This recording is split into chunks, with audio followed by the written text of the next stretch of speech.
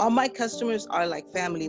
Most of them, I know them personally. I've been to some of their funerals. I've seen their births. I've been to some of their baby showers or some of their weddings. And they are my extended family. And I'm very blessed that they're part of my life. As the world grinds to a halt in efforts to prevent the spread of the deadly coronavirus, my newspaper set out to discover how it's upending lives across the region. I wanted to find out how all of you were feeling and how you were coping. And I wanted to do it all without ever having to come into contact with you, as a way to help prevent the spread of the virus. Here's what I came up with: the COVID Diaries. It's a series of interviews, all conducted over video chat, that take the temperature of a community in a time of dramatic upheaval. Do you see me now? What the heck? No, here you go. Okay. Well, thank you for joining me this morning. Before you head off to work, you could just start by telling me who you are and what it is that you do. My name is Esther Lopez. I work at a grocery store. I'm a sales manager. I work for Ralph's grocery store, to be exact. And so let's just get into it. I mean, what have the past 10 days been like? I think we've all been at a grocery store in the past 10 days, but you've spent a lot more time there than the rest of us. The last 10 days were actually, in the beginning, it was pretty normal. Wednesday, I believe, was when the president announced that everybody had to stay home and we had a pandemic. Friday, when I got there, it was insane. Whatever we had was going out faster than when we could keep it in the shelf. People were rushing in. The schools were announced to be closed. And it was an insanity. People were running in, buying everything and anything they could find. It was worse than a holiday. Did you ever sort of expect yourself to be on the front lines of something like this? I've seen grocery store workers described like that you're now on the front lines of a pandemic. You know, we never thought of us like that. We just go to work and we just assume this is part of the everyday thing we do.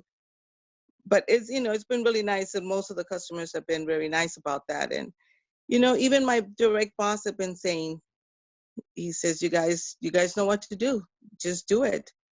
Does it fuel any sort of anxieties? I remember being in the grocery store just a couple days ago at my local Vons, and I definitely kind of just felt dirty being around all these people. And I've never really experienced that before, that I was sort of concerned, very concerned about my own bubble and space. So do you have any of those worries? You know what? I don't have any of those concerns. I don't myself personally. I maintain it. I always clean my register when I'm on a register. So for me, it's not any different. I see some of my coworkers that are wearing gloves, so I'm sure they feel the anxiety. A lot of them do.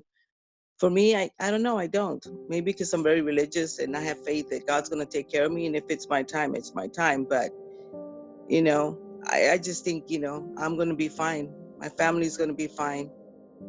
My only concern is my daughter-in-law also works in the grocery industry, and she did have pneumonia 3 years ago, and it was pretty bad. And she had pneumonia a couple of months ago as well, and it wasn't as bad as 3 years ago, but because she's got much more of an immune system that's weaker, is the only concern that I have at the present time. But for me, I don't. It's mainly for her. We have upped her vitamins and everything to try to build up her immune system, but she's very susceptible to it. And so is she taking any sort of additional precautions, or does she still have to be out there on those front lines just like you? Well, she's still out there, and she kind of has to be even more so. I'm sure she feels the pressure, since my son does work at Saquon, and they are, at the present time, he works in the bakery department, and he is no longer at work for the next 14 days. Yeah, it was nice. Saquon's paying them for 14 days for the next 2 weeks, but what's going to happen after that? And I'm sure she's concerned about it. Where's the money going to come from? So it's just kind of scary, and it's kind of scary for her to be saying, I'm going to be out, where's the money going to come from? But Rouse has announced that we have 14-day, 2 days pay sick, so sick pays. But still though, what happens after the 14 days? There's no guarantee anybody's going to get anything after those 14 days. And at the same time, if you all stayed home, we'd all be screwed. Pretty much. Guess who's going to run? I mean, as it is, we're so tight, and that's probably why the company decided to open 8 to 8, because we at 8 o'clock when we close the store, we have to sanitize it and clean it, and it's like ripping the whole store apart, having no merchandise, and all of a sudden you have to fill it in a couple of hours. That's totally impossible. Honestly, there's no way we can sanitize the whole store. So we're doing the registers, we're doing where people put their hands in the pin pads. I mean, what else can we do? And what are you telling your employees? I just tell my employees, whatever you do, just keep calm. If you are getting overwhelmed from the front end, let me know. I'm going to let you go out. I mean, I had a girl who her son got sick, and I said, if you need to call out, call out. She was worried, but are they going to get upset? Right now it's crazy. And I said, you know what? I would be more upset with you if you don't put your son first. What do you want customers to know about what's going on right now?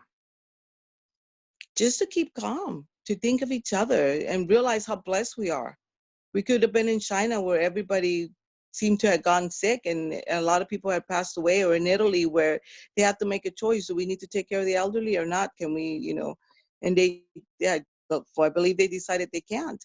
And we are the first world, and, because we are the first world, we should behave as such and to think of each other and not to be so selfish, because we have a lot more than other countries do.